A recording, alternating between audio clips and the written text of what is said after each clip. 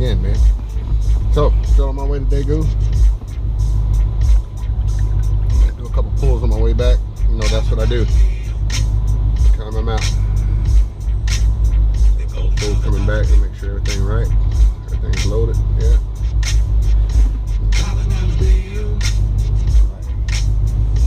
Turn that damn air conditioner off when I do the pulls, but I'm on my way to Daegu, man.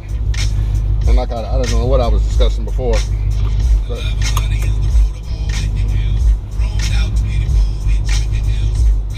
just to give y'all a ride with me, man. Just take a ride with me into Daegu, and we're gonna do what we do. Pop that phone in there, boom. Phone is on. Clean it up a little bit. Damn fingerprints off of it. I hate that, man. I wish I could find one of these things that was just fingerprint free, man. I just can't stand that. And they said the phone is one of the dirtiest things that you have around you, man. That's why I never put it up to my ear. I'm always on speakerphone. I don't care about people here. You know, just one of those things, man.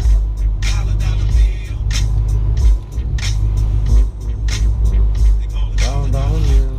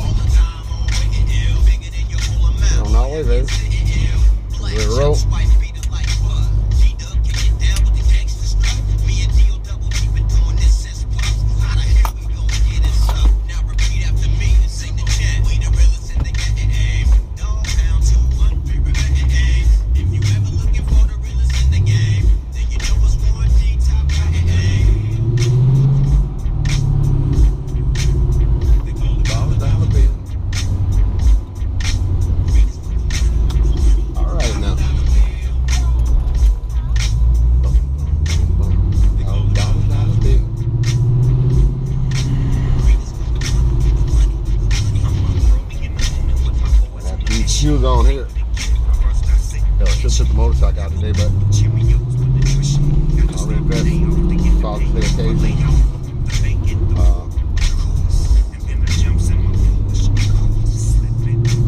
Yeah, man. In life, I just try to do the best I can. You know, people didn't care for me. I didn't give a damn when I was poor, living out of my car. You know, like my ex-wife.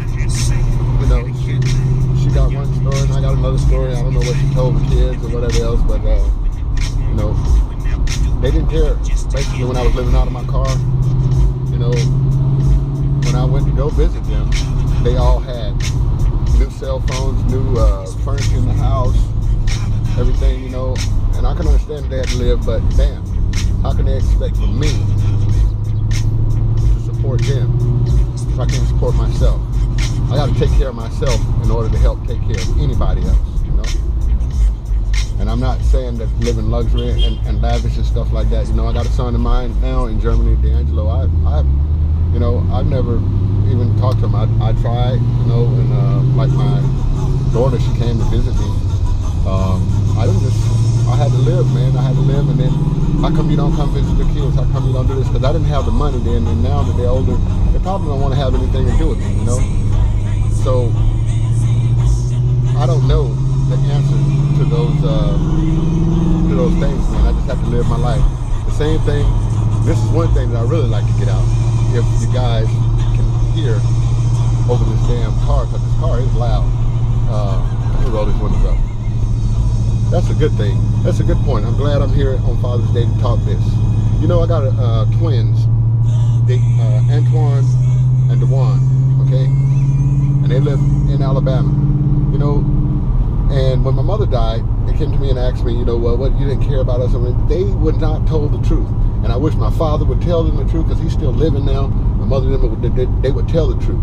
Their mother actually took them away from me when I was living in Alabama, and they moved them to Detroit.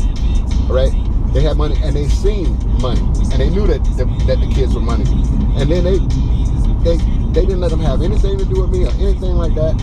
And you know, at the time, I was young. I think I was like 17, 18 years old, man. But I was working, okay?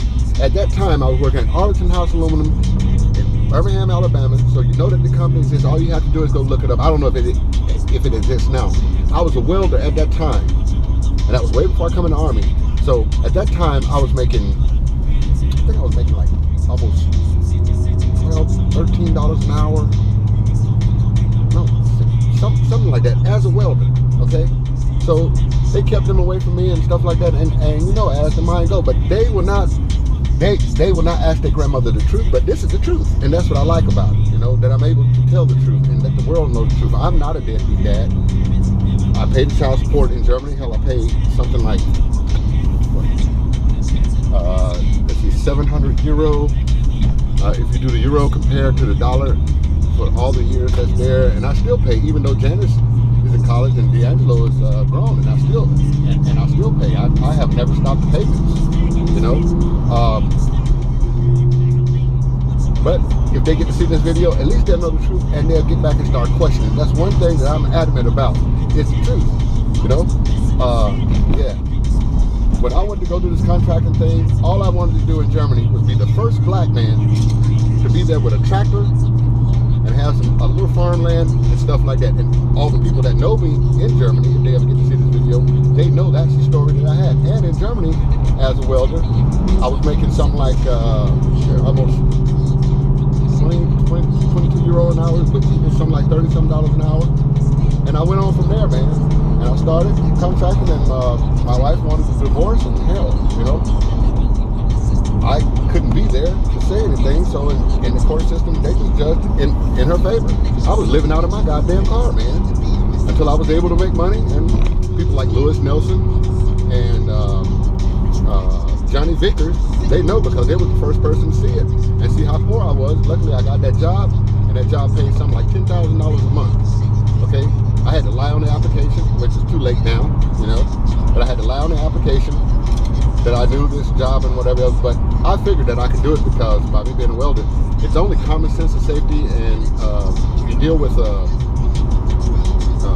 it was maintenance, so, and myself, shit, that was simple to figure out, and to be a mechanic, but it's really like a parts change. You identify the faults, and you order it and you put it on, and it's heavy stuff, you know. It was real big stuff and stuff like that. Well, I got another story about that. I'll tell y'all again how I got hired when I first got started the contract. But the true story is, and it's good that it's on Father's Day, and these people, I hope they get the chance to know the truth. And if Antoine and Dewan would just go ask their grandfather, which is my father, my stepfather, but I still call him my father because he's the one that taught me how to work. He's the one that taught me values. He wouldn't let me hang on the corner until I got old enough to do it and everything. He the one made me cut the grass. He the one made me go out with him and learn fencing. And I don't mean fencing like this. I mean actually putting up fences, residential prisons, what they call the thing, post office, backstops, tennis courts, football fields. I can do that. I can do it like it's walking and chewing bubble gum. I remember because it was instilled in me. But for my brothers, Jonathan and Nathan, well, those values was not installed on them. They didn't make them do all that stuff. They didn't make them have to, you know, and they do it to this day, but it wasn't just instilled on them. You're not going to be shit. You ain't going to be worth shit if you don't do this shit and that shit, which you right. But I wanted to be like the other boys, but no, I didn't get to have all that fun. You know, like prom. I didn't get to go to prom, you know. We didn't have the cars for it. We didn't have that kind of stuff. And in sports, I was hellified in sports. I knew I was. But the other families got tired of me hitching a ride with them, or, you know, coming back with them. And then eventually, man, you know, my parents had to work. Shit, my father had to work all the time. They didn't have time to support, you know, the sports thing. But I did get to play semi-pro basketball in Germany. That's Bezirksliga, if you want to look it up. So yeah, Bezirksliga in Germany, by the way, in a place called Nida, N-I-D-D-A, which is close to Büdingen and Freiburg. And my wife, my ex-wife, was a hell of a singer too. She was with, I'm pretty sure y'all heard Turbo B, Snap, group Snap, Swift, K-Swift, yeah. They the one that made the song, you know, I got the power. Yeah, so I was around all those people. K Swift still had his studio and shit like that even before I left. Swift had made it good and went to the States. I don't know what he's doing now. But that wasn't me. Just because I knew them, that didn't make me famous. Shit. But Robert Frierson and myself, now Robert, bad dude, man. We call him the devil, but that dude, man, now I know exactly what he was talking about, how he was, you know. He wouldn't eat the pork, he wouldn't eat the swine. He always, you know, kept to work out. Big, strong dude, man. Like he told me one time, I'll take you and the basketball to the goddamn goal. Hell yeah. And shit, one time we got a damn fighting. Well, he seen me fight Fred, and he knew I could fight then. But he told me how come I didn't get around there. Then one time we got to fight, and that mother didn't even give me a chance. And I wasn't even thinking that he was a boxer. When I saw he knocked me clean, well, all I know, they woke me up and he was gone somewhere. and he had left or whatever else. But all true stories, man. But yeah, back with that Father's Day thing, you know. And even Robert went through his thing. He came back. Father, his son, and his son Christian, right now, it's like, man, this tall dude. He's good at martial arts and everything like that. I gotta get a ticket. I'm going to the toll booth right now. And stretch.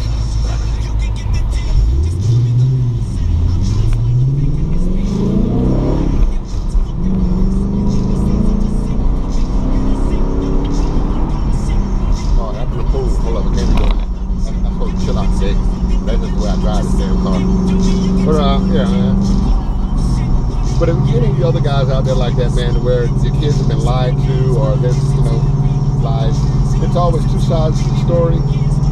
And if they really were interested, you know, the kids would investigate themselves to find the truth, you know. Like right now, D'Angelo, I haven't seen him. I can tell you the last thing that I remember about Super Angelo. I know that boy loved the ball, and we always play with the ball, soccer ball, and stuff like that. And, the last thing I remember was he was having some kind of convulsion, and I just got back on the weekend from Luxembourg, back to Germany, and hell, the ambulance didn't know what to do. But I've seen this before because my mother, my baby brother Jonathan used to have these, you know, like sometimes convulsions. And you know, fill the tub up with water, and you put rubbing alcohol in it. And what it does is bring the temperature down and bring the convulsions down. That's the last thing that I remember. And his mother will have to tell the truth about that. You know, she would have to tell the truth. But if anytime, if you ever see this video, if you want to get to know who I am or whatever else, hell, I'll pay a trip here. I'll pay a trip to come do everything. You know, but I'm not the kind of guy where I'm just running, you know, behind, and they're not kids no more. They're old enough to know the truth, they're old enough to seek the truth, you know? So, that's that. Right now, man, I have to watch myself. Hey, like 100 miles an hour, put my ass down. Because I just be driving, man, I just be on it. And, yeah, so I'm on my way to Daegu, man. I just want to try to do this vlog thing and see how it works. Just talking to myself, basically. Yeah.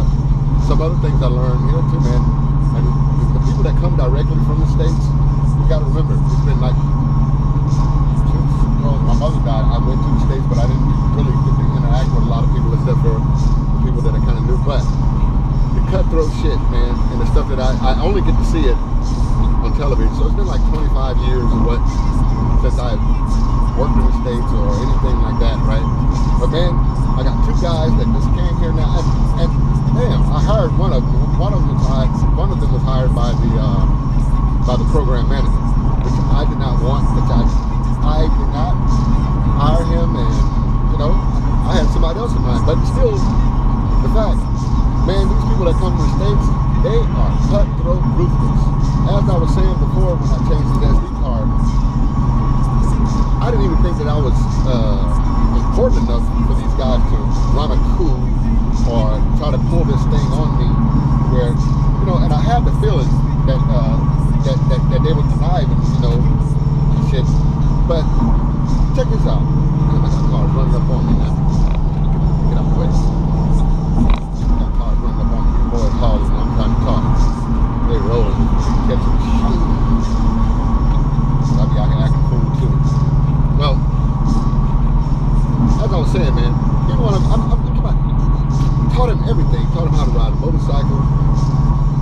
I'm talking about the bear man. I mean, never rode in his life. As you know, that's what I do. And the footage is going to be there, so you get to see who he is. And I mean, just wow, man. And last Friday, just to give you what's going on, because he's under investigation now through HR. They got caught by another friend of mine, which is an environmentalist, Chris. And he just happened to be around at the right place at the right time and heard them, yeah, we're going to take his job and this, that, and the other, and try to run him out of there. And then if, you know, his words are in statements, but guess what he came and told me, and I had to go report it. Because I was going to kill him, man. I just tell you, I wanted to wrap my hands around him. Ooh. But anyway, no emotion. That's what they told me. I got to work on my emotion, man, because I don't do bad things to people. You know, and that's why I say God don't like ugly, and I was wondering why shit like this was happening to me. But these guys that come from the States, if they see you got anything, Mr. Tommy Sotomayor says the best. They want to destroy anything that you have. They don't want to build their own.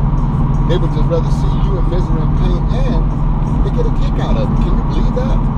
They actually get a kick out of trying to bring somebody else down. It's weird, man. It's wild. And the States wasn't that cutthroat like that when I was there, or I was too naive to know it. So now, man, by me being supervisor and stuff, you know, I've been here 12 years, and there's no way that I can just cut off all my friends and just tell them, hey, man, so I've been a supervisor for 5 years, so what the fuck? You know, it's just all of a sudden, these 2 months, and then the third one, I mean, man, come on.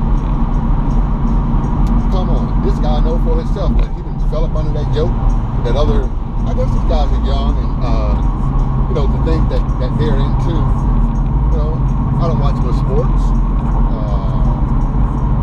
I'm in a motorcycle ride and stuff like that. I don't give a damn what Lebanon James does.